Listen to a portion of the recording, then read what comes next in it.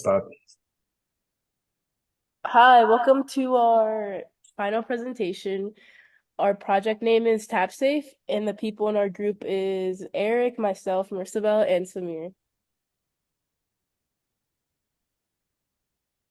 So a description on our project, Tapsafe, will use RFID cards to control an electronic lock.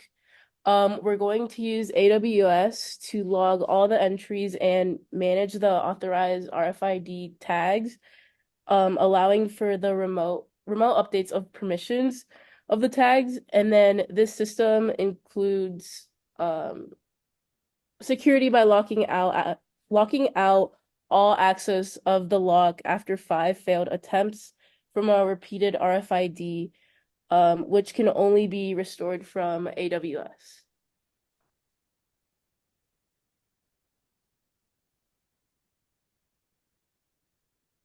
So some motivation on this project. We decided to work on this project because with the growing need of security in households, businesses, and other facilities, the use of electronic locks is becoming more prevalent.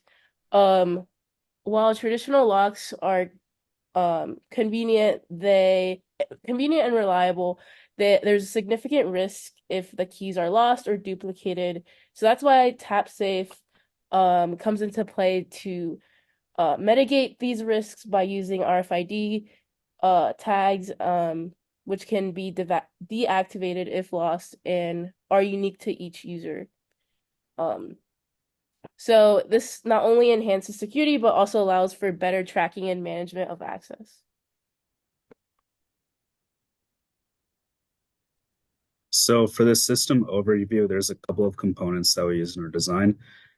The main microcontroller that we're using is the ESP32. So the ESP32 has an antenna on it that lets it connect to the Wi-Fi or use Bluetooth as well, but we're using it for Wi-Fi. Then connected to the ESP32 over SPI is our RFID module. And the RFID module, when you take an RFID card and you like put it close to the RFID module, the RFID module induces like a current in the tag that delivers power to a chip.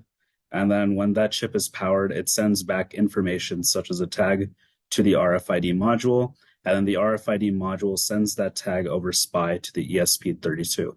So then once the ESP32 has that tag from the RFID module, it communicates over Wi-Fi to AWS, which is going to be checking through the database of authorized users, and it's going to be checking if that RFID tag is within that list.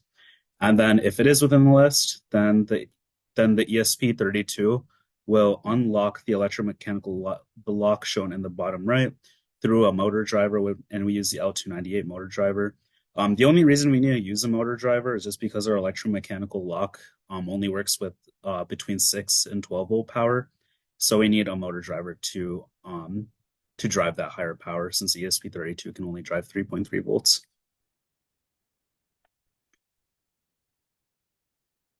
So for the overall kind of firmware description and like block diagram, so in like kind of like the beginning state of the system, the ESP32 and RFID tag or RFID module is just going to be waiting for any sort of RFID tag to approach it.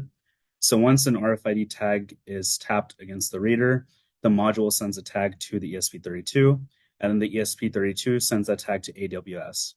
And then from there, AWS is going to check if that tag is within the list of authorized users or unauthorized users.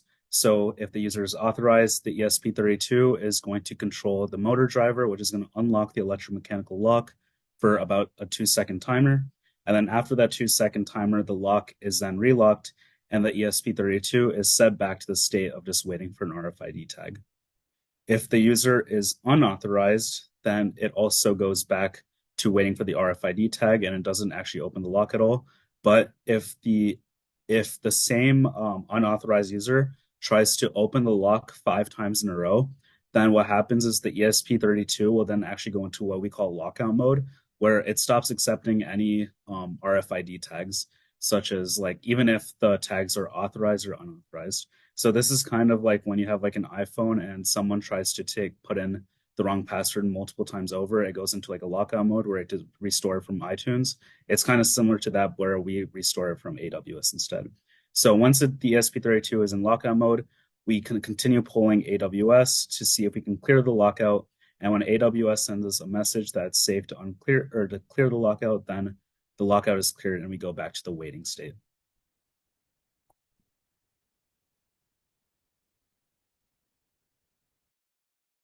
Okay, so on AWS, we have a running EC2 instance that basically runs our WebSocket server code. And the reason why we chose WebSockets instead of something like HTTP is because WebSockets allow us to maintain a persistent connection with our ESP32. So this essentially allows us to send commands remotely from the server to the ESP32 without even getting a request from the ESP32. So this was especially important for like sending unlocked system commands once the system was locked after five successive unsuccessful attempts from the same RFID tag. So this WebSocket server also renders a website, which basically allows system administrators to either register new RFID tags, deauthorize existing tags, and also they can remotely unlock the system once it goes into like a locked state.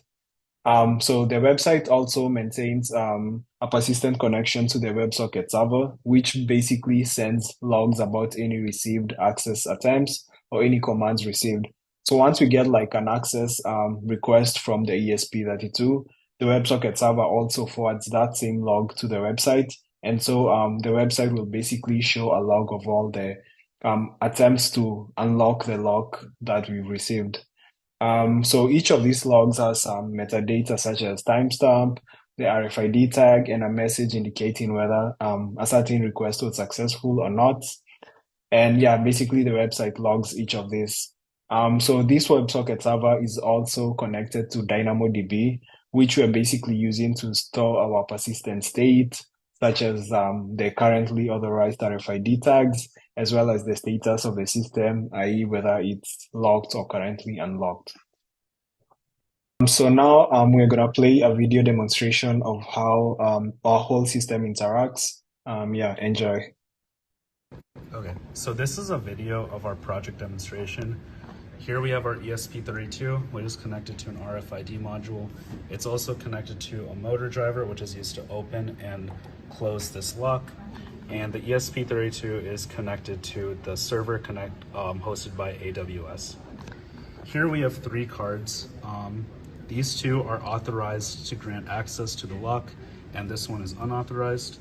So first, if we take one of these cards, when I press the card to it, it causes this ID or this lock to open.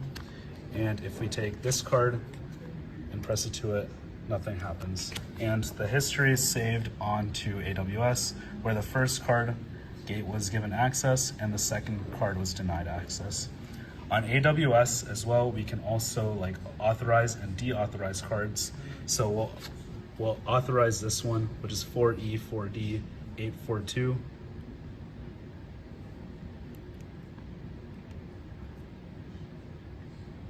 So now the card's been authorized, or it's been unauthorized. So now it's denied access to the lock. And we also have a locking system. So if the same card tries to get access more than 5 times and it's unauthorized, the system actually goes into like a locked mode. So when this happens, it doesn't accept any readings from any cards. So I can tap this and it doesn't do anything. I can take one of the cards that was authorized, like this one, and tap it and nothing happens. In this case, we have to manually unlock the system using the AWS server. So now once we clicked unlocked, we get a message that says system unlocked, and then we can take our cards again, and then we get access again. So the system has been unlocked. And that is our project demonstration. Yeah, so I hope you enjoyed that. For next steps is so currently, like you saw, our website doesn't really have any authentication for system administrators. So what basically this means is that anyone who has access to like the website that we've hosted using our EC2 instance can just come and authorize or deauthorize tags. So some next steps will be having some kind of authentication mechanism for system administrators. And then the second one would have some kind of enhanced tracking. So this would probably require some advanced mechanism to know when someone actually leaves the building or something. And this way we can log, for example, right now we are logging the time when you access the building, but we never um, log the time when you leave. So if we have some kind of mechanism to keep track of this, we'd be able to derive more useful metrics such as the average time of access people spend like probably in a building. Yeah. And then the other thing was having an alternate access method. So in case someone loses the RFID tag, then this means that they wouldn't be able to like access the lock. So what we were thinking is having an alternate access method such as a voice password access. And what this basically would entail is have some kind of button on our system that a user can press, and a mic will start recording them saying out a password out loud, and the ESP32 will transmit this audio to our EC2 instance, which would use a speech-to-text machine learning model to translate the audio to some text and then check whether the text actually is the password that's needed to enter the building. And once all this happens, the AWS instance would tell our ESP32 whether to grant access or not. And yeah, thank you. That's our project, Tapsafe. Hope you enjoyed it.